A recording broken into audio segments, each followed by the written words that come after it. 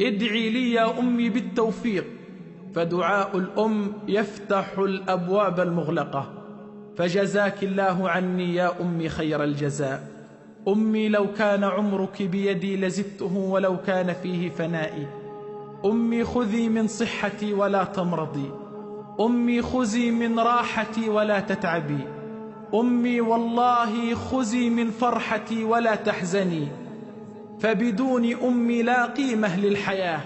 مسكين يا من ماتت أمك، من الموت الذي أغلق عليك أبواب الخير هذه.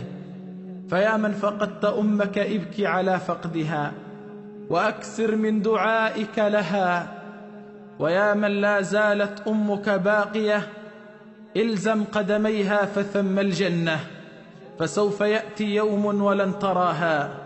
يقول أحد السلف عن البر، قال: البر هو أن تكون حذاء في رجل أمك. نعم يا أحبابي، من عاش خادما تحت أقدام أمه عاش سيدا فوق رؤوس قومه.